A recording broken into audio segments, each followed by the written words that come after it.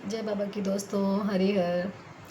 तो जैसे कि मैं आपको बता रही थी, अपने बाबा मेरे गुरुदेव जो श्री राधा रमन मिश्र जी हैं और संतोष सिंह भदौरिया जी जो करोड़ी शंकर महादेव उन्होंने दरबार बनाया है हम भक्तों के लिए। माँ बाबा और माँ पार्वती, माँ महादेव भोले बाबा वहाँ विराजमान है। ठीक है। पूर्ण गुरु जहाँ होते हैं वहीं हमारे शिव और शक्ति वहाँ होते हैं। तो ये बात आप कैसे यकीन कर पाएंगे? जैसे कि अभी तक जो बाबा के नाम से समाज में इतनी भ्रांतियां हैं ना, बाबा के नाम से लोग बाग इतने ज़्यादा डरे और भयभीत हैं। और ये भयभीत किया हुआ है पाखंडी बाबा जो लोग हैं समाज में, उन लोगों ने जो बाबा और गुरु के नाम से जो है ना बहुत गंदा प्रचार प्रसार किया है। वो बाबा और गुरु बनने लायक नहीं है। आप इस बात को समझे। गुरु, पहले मैं भी इस बात को सोचती थी कि यार ये जो गुरु वगैरह होते हैं, ये लोग अपनी पूजा क्यों करवाते हैं? भगवान की पूजा करवाएं, भगवान का नाम लें, भगवान की पूजा, उनकी फ़ोटो लगवाएं, उनकी आरती करवाएं। ये अपनी आरती क्यों करवाते हैं, अपनी पूजा क्यों करवाते हैं? तो लेकिन जब मैं दरबार से जुड़ी तब मुझे समझ आया कि गुरु ब्रह्मा गुरु विष्णु गुरु देवो महेश्वरा, गुरु साक्षात परम ब्रह्म तस्मै श्री गुरुवे नमः। ये जो श्लोक है वो केवल और केवल उसी गुरु को सूट करता है, उन्हीं गुरु को जाता है जो गुरु पूरे ब्रह्मांड में कण कण में व्याप्त है ना। जो भगवान जो वाकई में गुरु हैं, है ना, जो अपने आप को प्रूव कर ले वही गुरु है। ये नहीं कि मतलब कोई भी चलता फिरता ऐसी कोई भी एड़ा गया नत्थु खेरा बन गया गुरु आपका। और इनको बनाने से ही हमारी सारी का बेड़ा गर्क होता है। तमाम समाज में जितने भी गुरु बनने घूम रहे हैं ना, वे सब महाबेवकूफ़ हैं। आप बिल्कुल भी इनके चक्कर में ना पड़े। जो भी गुरु मेरे ख्याल से बनाया होगा, आप लोग मेरे वीडियो देखेंगे तो आपको हो सकता है कि बहुत बुरा लगे और आप लोग मुझे बहुत सारी गालियाँ देंगे भर भर के। तो मैं आप लोगों से पहले ही से आपसे क्षमा मांग लेती हूँ, क्योंकि आपको नेचुरली ये बात है कि गुरु के नाम से ये बात सुनकर आपको बुरा लगेगा, क्योंकि अभी तक पता ही नहीं था। मुझे खुद ही पता था, मैंने भी गुरु बनाए हुए थे अपने। और चूँकि ये जो गुरु है ना, आश्रम बापू निराला टाइप, ये जो गुरु बने हुए हैं, इनके ऊपर मूवी बनाई गई है, आपने देखा है ना। लिटरली ऐसे ही है पाखंडी गुरु, है ना। इनको इसलिए अपनी आँखें खोल कर, कान खोल कर आपको देखना होगा, सुनना होगा। नहीं सुनेंगे तो आप ही कष्ट में जाएंगे। अब आपके सामने कोई दिखाई देता है कि जन्म से अंधा व्यक्ति है और वो ठीक हो जाता है, उसको आँखें मिल जाती हैं। जन्म से गूंगा बह रहा है, उसे कान मिल जा रहे हैं, है ना, जुबान मिल जा रही है।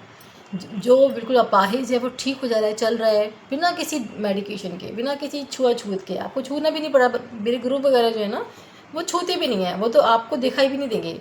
वो टीवी में होते हैं और हम एक बहुत बड़ा सा हॉल होता है, और वो या फिर कहीं विदेश में भी हो सकते हैं। वहाँ से ही आपको डील, वहाँ से ही वो आपको जो है डील कर देते हैं। वहीं से ही आपको फ़ोन करके आप मतलब वीडियो कॉलिंग के थ्रू आप ठीक होते हैं, है ना। क्योंकि हम लोगों को केवल वैदिक प्रक्रिया जो हमारा हवन होता है, वो हमें पंडित वगैरह वैदिक प्रक्रिया करवाते हैं।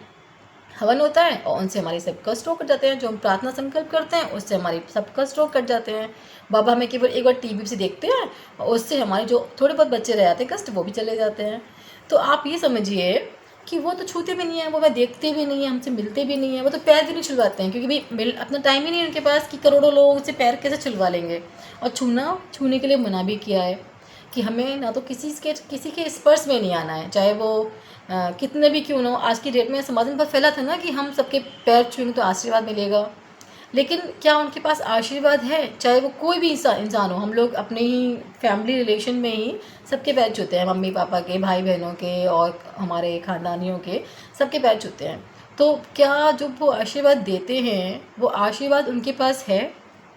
जैसे कि उन्होंने बोला कि भाई खुश रहो, तो सामने वाला क्या खुश रहता है? हमेशा खुश रहेगा? अब बोलेंगे आप बहुत बहुत लंबी उम्र जियो, ऐसी ऐसी तो दुआ करते हैं, देते हैं ना आशीर्वाद में। तो क्या बहुत लंबी उम्र जीते हैं वो? तो ये इससे समझ में आता है कि वो आशीर्वाद जो दे रहे हैं उनके पास है ही नहीं, तो वो क्यों दे रहे हैं? और उनसे मिलेगा भी नहीं, क्योंकि हर इंसान गंदगी से भरा हुआ है। हर इंसान गंदगी क्या होती है? जो हमारे पितृ होते हैं, जो हमारे पितृ होते हैं, जो जो और भी अड़ोसी पड़ोसी जहाँ जहाँ भी हम लोग गए होते हैं, उनके भी पितृ होते हैं। वो जिनको छू छू कर हम लोग आते हैं, उनके भी पितृ हम पर चढ़ जाते हैं। ठीक है। तो तमाम गुरु परंपरा होती हैं, उनके भी वो सब गुरु परंपरा भी हम पर लदी होती है। तो वो सारी, वो उसे बोलते हैं सारी गंदगी, वो सारी गंदगी हमारे ऊपर होती है, क्योंकि वो हम मुक्ति मांग रही होती है। मुक्ति, क्योंकि हम ही जो संसार में जिंदा हैं, जीवन में हैं, हमें, हमारे पास ही केवल मौका है कि हम लोग मुक्त भी हो सकते हैं, और अब जो लोग हमारी पीढ़ी हैं जो हम पर चढ़ी हुई हैं उनको भी हम मुक्त करा सकते हैं। ये हमारे पास ही शक्ति है ना, क्योंकि हम इस जीवन में हैं, बहुत कीमती है ये जीवन। तो क्या होता है कि हम सब लोग, जो कि हम लोग सभी लोग जो है ना, मनुष्य योनि जो है, क्या हम बेहोशी में हैं। हम लोग बहुत कीमती जीवन में जी रहे हैं, लेकिन हम लोग रहते हैं बेहोशी में। हम लोग को पता ही नहीं है हम लोग जीवन क्यों जिए, हम लोग क्या जन्म क्यों हुआ है। हम लोग बस खा रहे हैं, पी रहे हैं, बच्चों को पाल रहे हैं और लड़ाई झगड़ा कर रहे हैं, बस ये हो रखा है। बस जीवन में यही हम लोग जीते जीते चले आ रहे हैं, और लास्ट में एट लास्ट बीमारियों से घिर के और मर के निकल जाते हैं। हम लोग समझ ही नहीं पा रहे हैं कि हमारा जो जन्म था वो पूरा जाया निकल गया। जो हमें इतने तपस्वी संत वगैरह हमें बताते हैं कि अपने समय की कीमत समझिए, एक एक सांस लौट के नहीं आने वाली, ये सांस की कीमत है। ये अगर सांस चली गई तो दोबारा नहीं आएगी, ये वक्त चला गया तो नहीं आएगा। हमारा जो जन्म का उद्देश्य है वो इसी जन्म में भगवत प्राप्ति कर लेना है। भगवत प्राप्ति करनी क्यों है? ताकि हम हमेशा के लिए परमानेंट सुख में आ जाए, परमानेंट आनंद में आ जाए। नहीं तो फिर अलग अलग योनियों में हमें भटकना पड़ेगा, है ना। अलग अलग योनियाँ, कितनी गंदी गंदी योनियाँ होती हैं, उन सब में जाना पड़ेगा, क्योंकि मनुष्य योनि बहुत ही मुश्किल से मिलता है। जो बिरले इतने तपस्वी संत हैं उनको नहीं मिल पाता, वो भी स्ट्रगल में है, तो हम लोग को कैसे मिलेगा? इसीलिए वो हमें बार बार अलर्ट करते हैं। तो आपको मैं बता रही हूँ कि जब आप पूर्ण गुरु से मिलेंगे तो आप इसी जीवन में जो परम लक्ष्य है उनको प्राप्त कर सकते हैं। आप अपना भी उद्धार करेंगे, साथ ही जो आपकी पीढ़ी, जो पितृ हैं जो आपके ऊपर चढ़े हुए हैं, उनका भी उद्धार कर सकते हैं। इसलिए आपसे विनम्र निवेदन है, आप लोग ज़्यादा से ज़्यादा तादाद में वीडियोस देखें, मेरे वीडियोस देखें। आपको अगर अच्छे लगें तो आप दरबार की वीडियोस में लिंक भी डाल देती हूँ अपने उसमें, आप उस वीडियो को भी प्लीज़ देखिए। और वीडियो देखने से ही आप ठीक होने लगेंगे। फिर जो प्रक्रिया होगी, बची हुई अधूरी प्रक्रिया, आप उस प्रक्रिया को फॉलो करेंगे तो आप कंप्लीट ठीक हो जाएंगे। तो वीडियो देखने से आपको खुद महसूस होगा कि कुछ ठीक हुआ, और फिर आप जब प्रक्रिया पूरी करेंगे, अपने पितृ मुक्त कराएंगे और गुरु दीक्षा लेंगे भगवान से, तब जाके आपको सब कुछ मिल जाएगा, जैसे मुझे मिल रहा है, मुझे मिला है। मैं आपको बता नहीं सकती मुझे क्या क्या मिल रहा है, पल पल मिल रहा है। और मैं वो बिल्कुल डेफिनेटली, अगर आपके मैसेज आएंगे, कमेंट आएंगे तो मैं बताऊंगी। लेकिन प्लीज़ आप लोग मेरे चैनल को लाइक कीजिए, शेयर कीजिए और सब्सक्राइब कीजिए।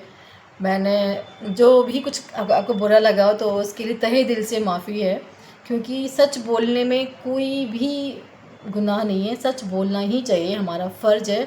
हमें हर किसी को अवेयर करना है कि आप लोग जंजालों से बाहर निकलें और अपने जीवन का उद्देश्य समझें। आप लोग सुखी हों, समृद्ध हों, यही मेरी और मेरे दरबार की हार्दिक इच्छा है।